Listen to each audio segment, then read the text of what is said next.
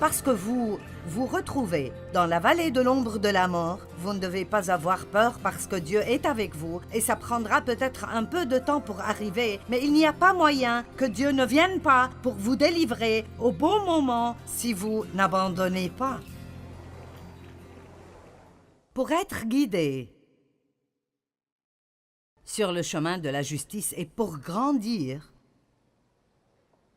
nous devons faire de nouvelles choses, nous devons être prêts à changer. Et voici un petit fait, les moutons resteront dans le même champ pour toujours si le berger ne les bouge pas. En titre de fait, ils finiront la pâture. Ils détruiront le champ et ils seront infectés par des parasites.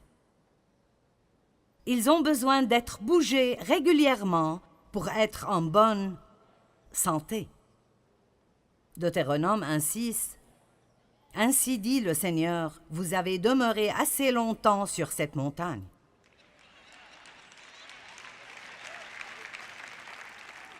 Allez, certains d'entre vous continuent à danser autour du même fichu problème.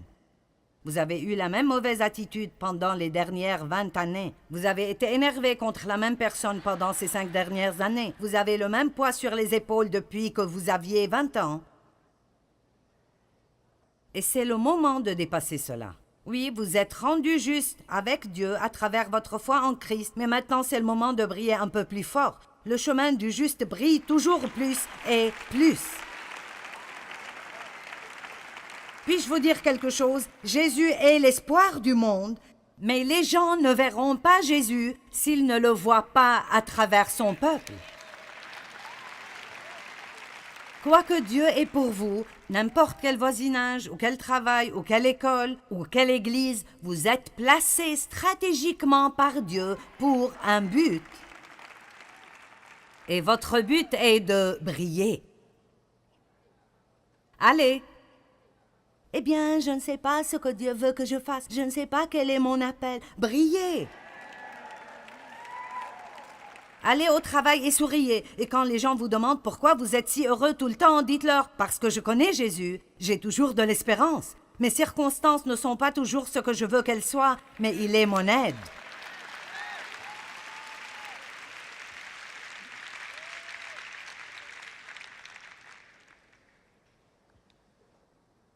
Le changement requiert toujours de nouveaux défis. Dieu veut que nous allions quand il nous dit d'aller et que nous restions quand il nous dit de rester. Parfois nous voulons rester et Dieu dit aller, et parfois nous voulons y aller et Dieu dit de rester. Et nous n'avons pas le temps pour cela maintenant, mais dans les Nombres, chapitre 9, nous avons un grand exemple de quand la nuée recouvrait le tabernacle, quand les Israélites voyageaient à travers le désert. Ils étaient guidés par une nuée durant la journée et du feu la nuit. Et si vous lisez les Nombres 9, 17 à 22, ce sont juste de merveilleux versets, parce qu'ils disent essentiellement que parfois la nuée restait une journée et puis elle bougeait et il devait bouger. Et parfois elle restait une nuit et parfois elle restait plusieurs jours. Donc ils ne savaient jamais quand Dieu bougerait. Mais quand Dieu bougeait, il devait bouger. Maintenant, comment pouvez-vous savoir si Dieu a terminé avec quelque chose? Il n'y a rien qui vous rend plus misérable que de continuer à s'accrocher à quelque chose dont Dieu a terminé depuis longtemps. Êtes-vous enclin à rester au même endroit jusqu'à ce qu'il devienne vide? Avez-vous besoin de quelque chose de nouveau, mais vous êtes soit trop paresseux pour bouger ou trop effrayé pour bouger? Quand l'endroit où vous êtes ne vous donne plus le maximum de bénéfices, vous devez bouger. Vous devez changer.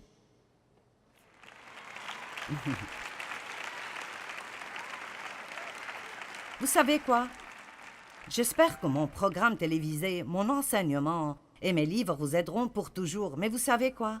Si vous arrivez au point où vous avez reçu tout ce que vous pouvez recevoir de ma part, alors, s'il vous plaît, allez écouter quelqu'un d'autre parce que la chose la plus importante est que vous grandissiez.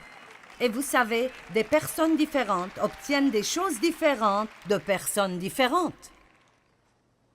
Certaines personnes n'aiment pas la façon dont je prêche, et puis d'autres, la seule façon dont ils apprendront quoi que ce soit est de l'écouter de quelqu'un comme moi, qui confronte. Mais certaines personnes ne peuvent pas supporter cela. Je veux dire, ils seraient prêts à juste me jeter au chien.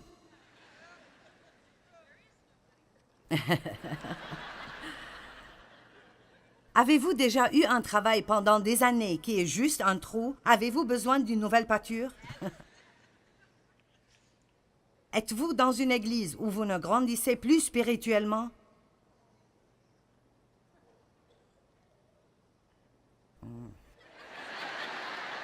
Wow, les gars, vous êtes très silencieux. Maintenant, je suis pour l'engagement. Et tant que vous pouvez grandir, vous devez rester où vous êtes et être fidèle. Je me fiche de si vous êtes là pendant une centaine d'années, mais vous devez vous demander, est-ce que je change et je grandis? Est-ce que je sers? Ou est-ce que je rentre et je prends de la place sur un banc chaque jour à chauffer ma place? Puis je rentre, je reviens, je rentre, je reviens, je rentre, et rien n'a changé en moi dans les dernières 20 années. J'ai toujours les mêmes problèmes stupides que j'avais il y a 20 ans. Alors, quelque chose ne va pas soit en vous, soit dans l'endroit. Eh bien, faites ce que vous voulez avec. Est-ce que vos amis font que vous devenez plus aiguisé et meilleur? Est-ce qu'ils sont une bonne influence sur vous? Ou est-ce que vous avez besoin d'une pâture fraîche d'amis dont vous pouvez jouir? Ah, je vous le dis, les gens avec qui vous restez peuvent vous édifier ou vous briser. Waouh, je veux être avec quelqu'un qui a une sorte d'onction de Dieu sur sa vie. Je ne veux pas...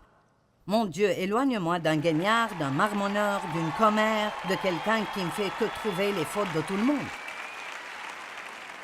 Je ne veux rien entendre du tout à propos de ce qui ne va pas partout. Dites-moi juste quelque chose de joyeux.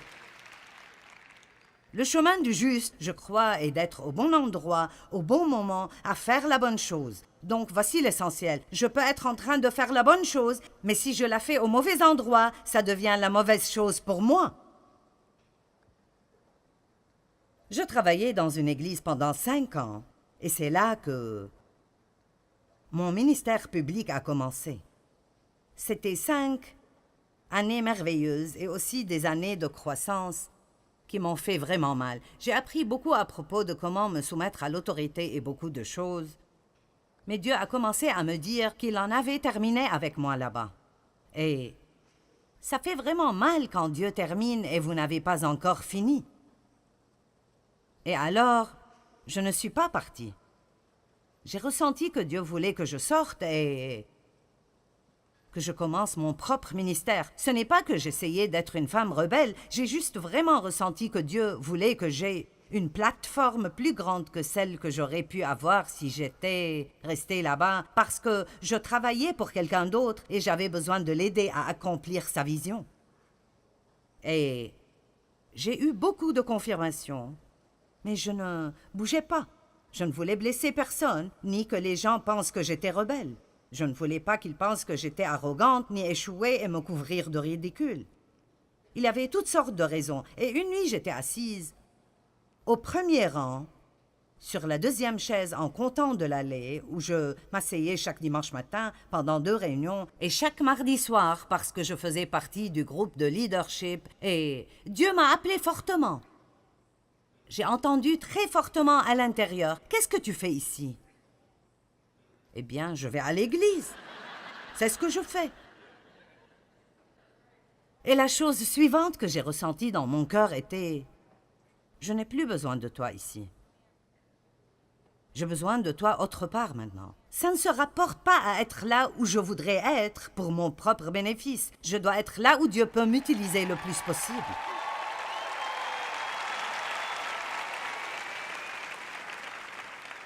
Et comme je l'ai dit, vous savez, s'il vous plaît, si vous grandissez et vous servez, alors restez juste là où vous êtes. Je n'encourage personne à quitter son église ou son travail ou ses amis, mais je vous demande d'examiner le fruit de ce que vous faites et de voir, est-ce que vous grandissez? Est-ce que ça vous aide à devenir tout ce que Dieu veut que vous soyez?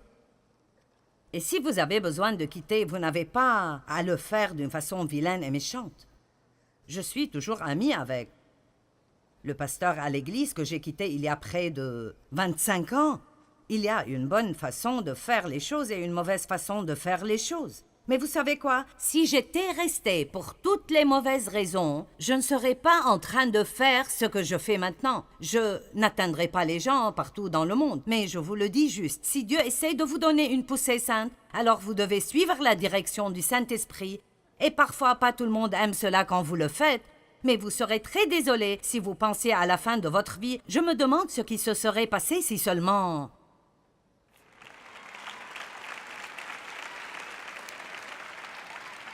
Donc, maintenant, j'espère que je ne causerai de problème à personne et que vous n'irez pas faire un tas de trucs stupides. Combien d'entre vous comprennent l'équilibre de ce que j'essaie de partager avec vous? Donc, mon cheminement avec Dieu était très, très intéressant, comme celui de tout le monde, et j'ai trouvé que la vie est une forme incessante de laisser tomber et de tenir fermement. Laisser tomber et tenir fermement. J'ai abandonné un travail à plein temps pour me préparer pour le ministère et tout ce que je faisais était ces études bibliques. Quand j'ai abandonné ce travail, j'ai pensé que sûrement Dieu nous bénira financièrement et que nous verrions des miracles dans nos finances. Mais pendant 6 ans, nous devions juste faire confiance en Dieu pour nos chaussettes et nos sous-vêtements. Alors j'ai fait ce qu'il faut et les choses ont semblé aller en arrière avant que nous n'avancions. Écoutez, parfois notre engagement sera testé.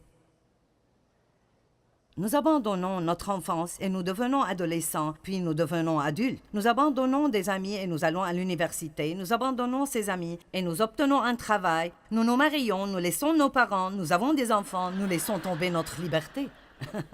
Combien d'entre vous n'ont pas manqué ce que j'ai dit là? Amen? Nous prenons un peu plus de responsabilité. Nos enfants partent, nous devons prendre en main une toute nouvelle vie. Et personnellement, je suis à un endroit dans ma vie où je dois m'occuper de quelques rides dont j'aurais préféré ne pas m'occuper. Combien d'entre vous en sont là? Vous devez vous occuper d'un genou qui ne veut plus faire les choses qu'il pouvait faire auparavant, et une ride qui n'était pas là un jour avant quand vous regardiez dans le miroir. Donc, est-ce que je veux faire les choses comme il faut ou je les ferai à ma façon? Est-ce que je vais faire les choses que je veux faire ou est-ce que je ferai ce que Dieu veut que je fasse? Si nous faisons toujours ce que Dieu veut que nous fassions, nous aurons toujours la paix. Faire la bonne chose est quelque chose de merveilleux. Prenons un engagement ce soir. Seigneur, à partir de maintenant, je ferai juste avec ton aide ce que je crois dans mon cœur être bon. Je ne discuterai pas, je ne ferai pas d'excuses. Je veux juste très simplement faire ce que je crois être la bonne chose à faire. Combien d'entre vous savent que si vous faites du shopping et ils vous rendent de trop d'argent, le garder n'est pas la bonne chose à faire? Combien d'entre vous savent que quand vous achetez des affaires, que ce n'est pas bon de laisser le chariot dehors au milieu du parking collé à la voiture de quelqu'un d'autre? Regardez comme vous êtes intelligent.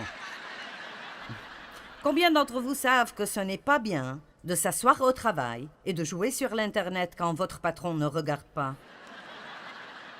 Oh, à peu près la moitié d'entre vous savent cela. Eh bien, vais-je devoir modifier mon message? Ça s'appelle l'intégrité. Beaucoup de gens aujourd'hui ne savent même pas ce que c'est et nous devons apprendre à faire ce qui est bon parce que c'est bon, parce que ça honore Dieu quand nous faisons ce qui est bon. Et nous devons faire confiance à Dieu. Vous n'obtenez pas toujours des résultats instantanés. Si le diable voit que vous êtes engagé à être juste, il trouvera une façon de vous persécuter. Mais si vous êtes droit, vous arriverez ultimement à une récompense qui est si merveilleuse que vous ne saurez absolument pas quoi en penser. Vous savez, écoutez.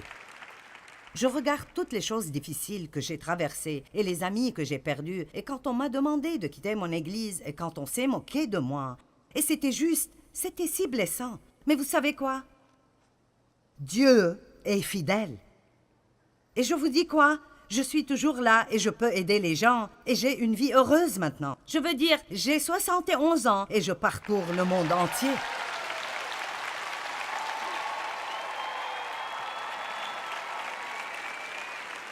J'aime dire aux gens quel âge j'ai parce que je veux que vous voyiez que même si votre personne extérieure vieillit, votre personne intérieure est renouvelée jour après jour et vous n'êtes pas trop vieux pour faire quelque chose pour Dieu. Vous n'avez pas à vieillir et à aller vous asseoir dans un fauteuil à bascule quelque part.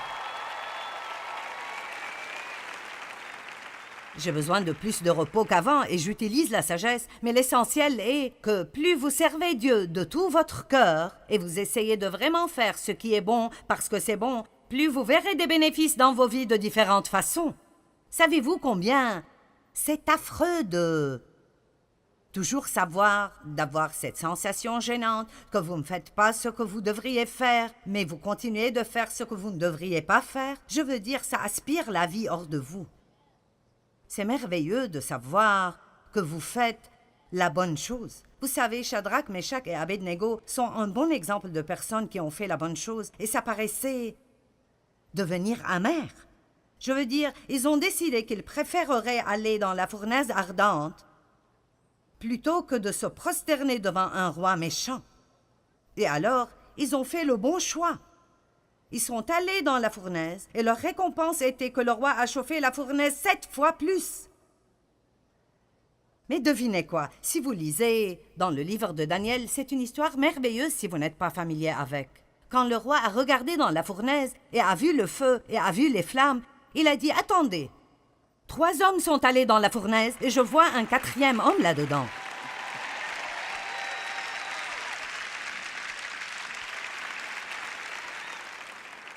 J'aime cette partie. Ils sont entrés liés et ils sont sortis sans lien. Parfois, c'est dans la fournaise que vos plus grandes chaînes sont brisées dans votre vie. Et alors,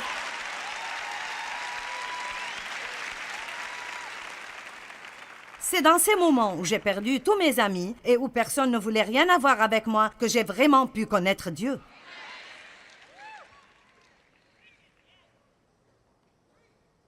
Et j'aime le fait que la Bible dit que quand ils sont sortis, ils ne sentaient même pas le feu.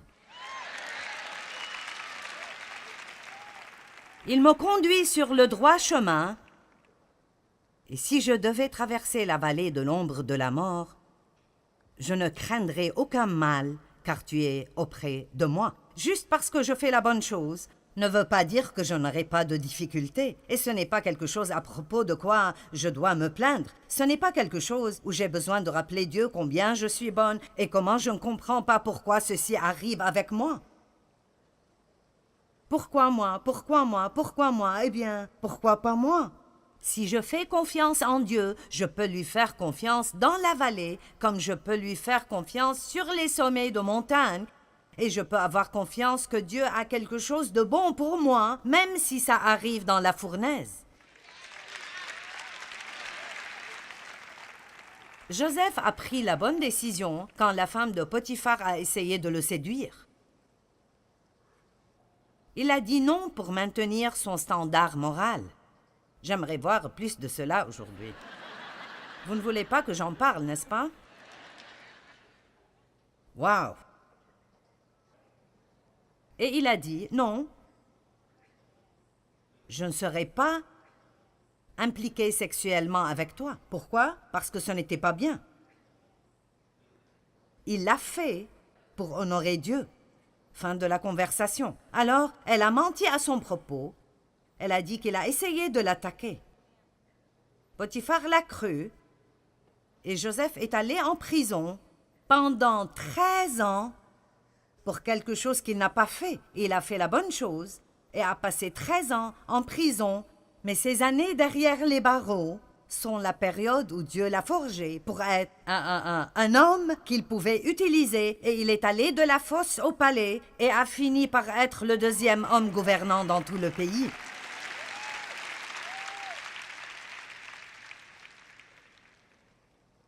Daniel dans la fosse aux lions. Tellement de bonnes histoires. Daniel était un homme d'intégrité et les autres, dirigeants dans de hautes positions, le haïssaient parce qu'il avait la faveur du roi. Et vous savez, même un roi méchant vous aimera si vous êtes intègre.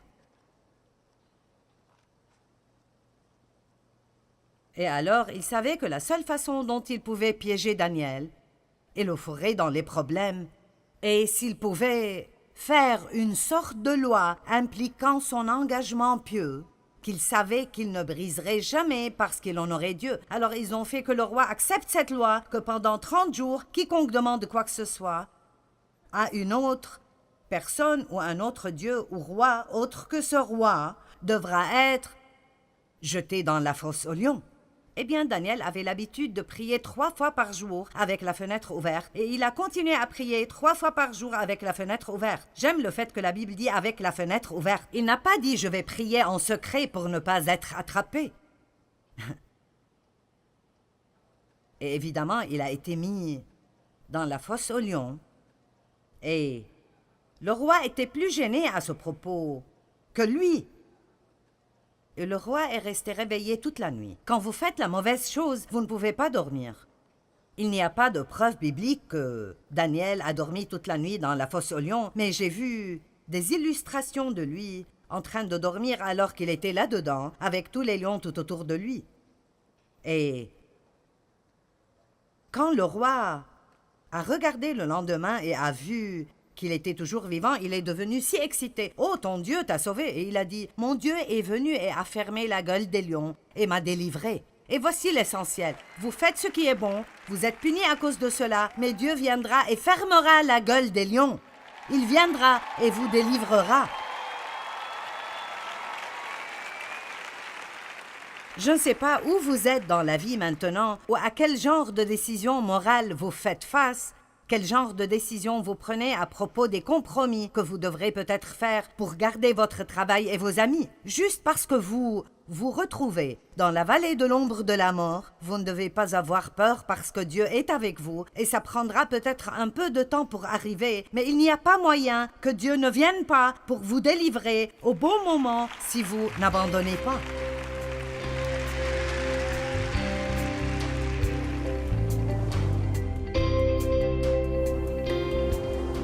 Nous avons tous des choses dans nos vies que nous voulons vraiment. Mais je pense que c'est génial d'arriver au point où nous pouvons dire à Dieu « Je veux ce que tu veux, même plus que je ne veuille ce que je veux, parce que je sais que ta volonté sera toujours meilleure. » Et quand nous arrivons à ce point, alors, si nous entendons « nom de Dieu », nous pouvons toujours voir cela comme quelque chose de bien. Il est notre berger et il est un bon berger. Et Psaume 23 est l'un des passages les plus populaire qu'on trouve, je pense, dans la Bible. Même les gens qui ne connaissent pas la Bible seront très souvent familiers avec le psaume 23.